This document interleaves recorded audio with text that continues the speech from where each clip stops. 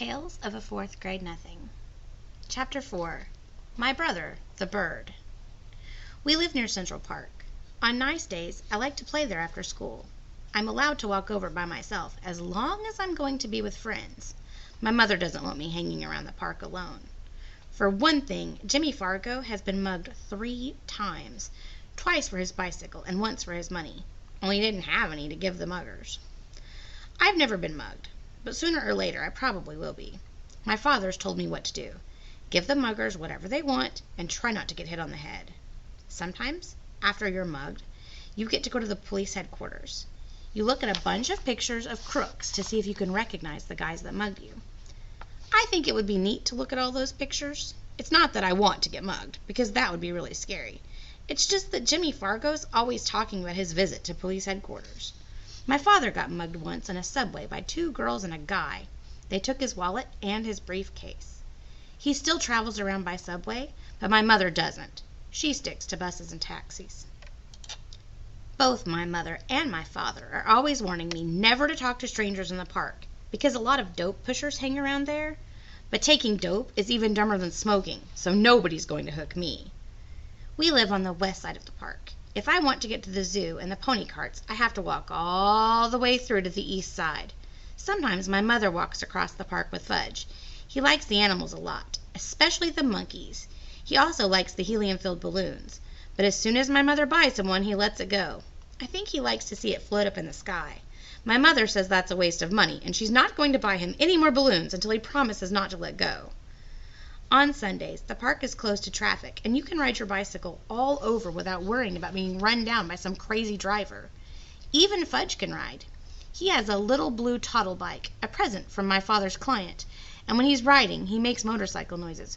Vroom, vroom, vroom, he yells.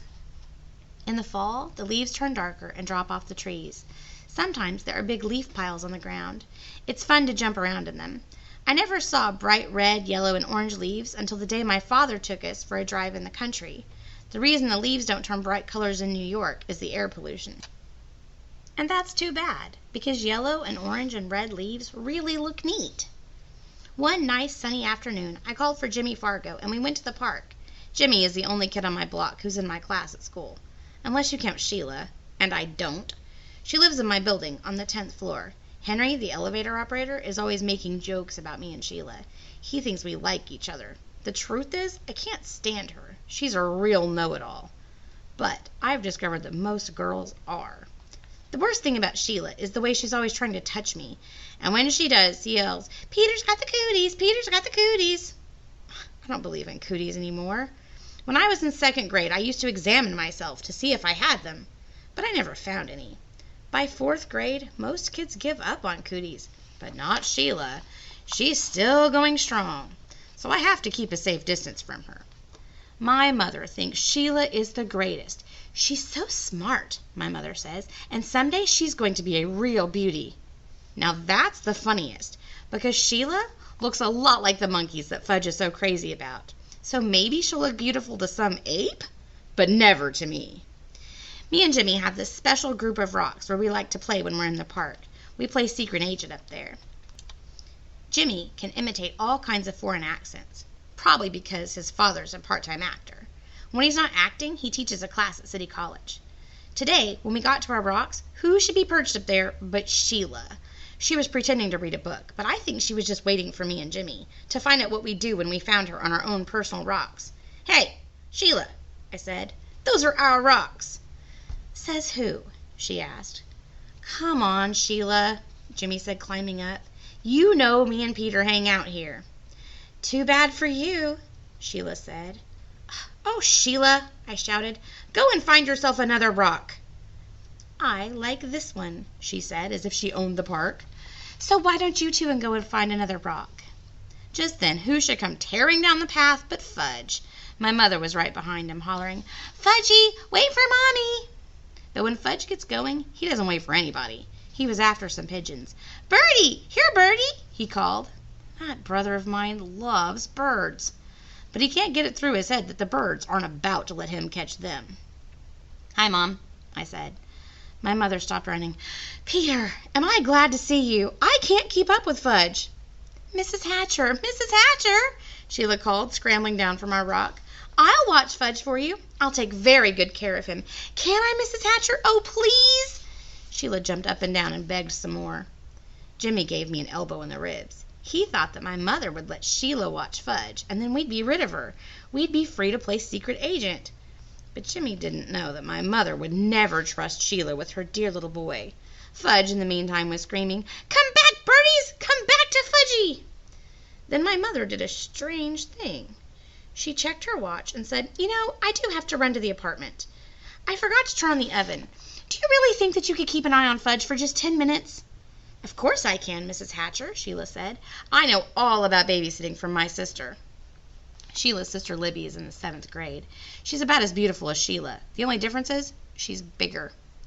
My mother hesitated. I don't know, she said. I've never left Fudge before. She looked at me. Peter, what? Will you and Jimmy help Sheila watch Fudge while I run home for a minute? Oh, Mom, do we have to?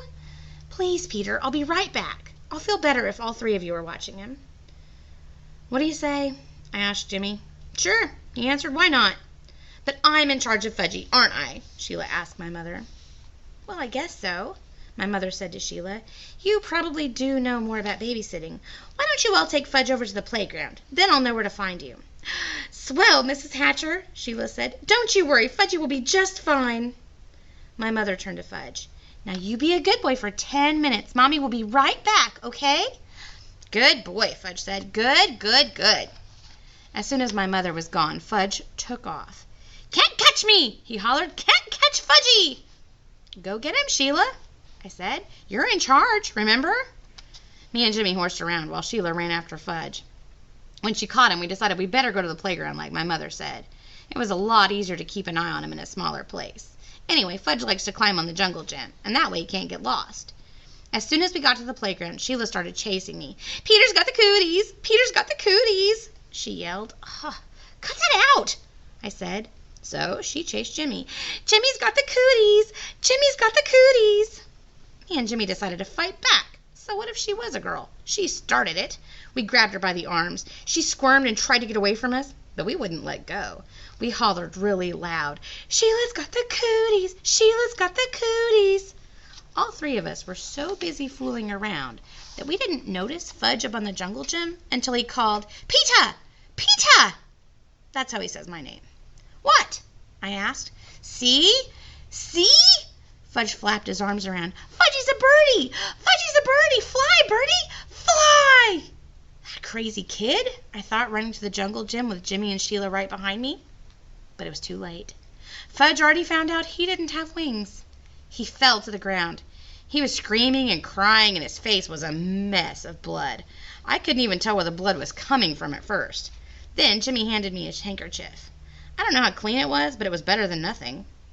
I mopped some blood off Fudge's face. Sheila cried, It wasn't my fault, honest, it wasn't. Shut up, I told her. He's really a mess, Jimmy said, inspecting Fudge, and his teeth are gone too. What are you talking about? I asked Jimmy. Look in his mouth, Jimmy said. Now while he's screaming, see? He's got a big space where he used to have his front teeth. Oh no, Sheila screamed. He's right. Fudgy's teeth are gone. Fudge stopped crying a minute. All gone? He asked. Open your mouth wide, I said. He did, and I looked in. It was true. His top 2 front teeth were missing. My mother's going to kill you, Sheila, I said. Was I glad I wasn't left in charge of my brother? Sheila cried louder. But it was an accident. He did it himself. Himself. You better find his teeth, I said. Where should I look? Sheila asked. On the ground, stupid. Sheila crawled around looking for Fudge's teeth while I tried to clean him up some more. See? Fudge said, showing me all of his wounds. Boo-boo here and here. More boo-boo here. His knees and elbows were all scraped up. I'm going to get your mother, Jimmy hollered, running out of the playground. Good idea, I called. I just can't find them, Sheila said. Well, keep looking, I yelled. Honestly, Peter, there aren't any teeth here. All gone? Fudge asked again. Not all, I told him. Just 2. Fudge started to scream. Want my teeth! Want my teeth! Jimmy must have met my mother on her way back to the park because it only took about 2 minutes for her to get there. By that time, a whole crowd of kids had gathered around us. Most of them were crawling on the ground like Sheila, looking for Fudge's teeth. My mother picked up Fudge. "Oh, my baby, my precious, my little love." She kissed him all over. "Show Mummy where it hurts." Fudge showed her all of his boo-boos. Then he said, "All gone." "What's all gone?" my mother asked. "His top 2 front teeth," I said. "Oh, no!" my mother cried. "Oh, my poor little angel!" Sheila sniffled and said, "I just can't find them, Mrs. Hatcher. I've looked everywhere, but Fudge's teeth are gone." "He must have swallowed them," my mother said, looking into Fudge's mouth. "Oh, Mrs. Hatcher, how awful! I'm sorry. I'm really, really very sorry," Sheila cried. "What will happen to him?" "He'll be all right, Sheila," my mother said. "I'm sure it was an accident. Nobody's blaming you." Sheila started bawling again. My mother said, "Let's go home now." I thought my mother was being pretty easy on Sheila. After all, she was left in charge. When we got home, Mom washed Fudge's cuts and scrapes with peroxide. Then she called Dr. Cone.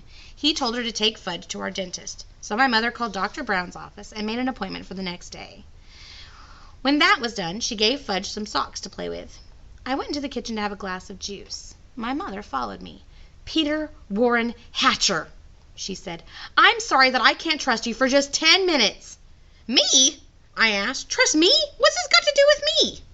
My mother raised her voice. "I left your brother with you for 10 minutes, and just look at what happened to him. I'm disgusted with you." "It was Sheila's fault," I said. "You said Sheila was in charge. So how come you're mad at me and not at Sheila?" "I just am," my mother shouted. I ran to my room and slammed the door. I watched Dribble walk around on his favorite rock. "My mother's the meanest mother in the whole world," I told my turtle. "She loves Fudge more than me. She doesn't even love me anymore. She doesn't even like me. Maybe I'm not her real son. Maybe somebody left me in a basket on her doorstep. My real mother's probably a beautiful princess. I bet she'd like to have me back.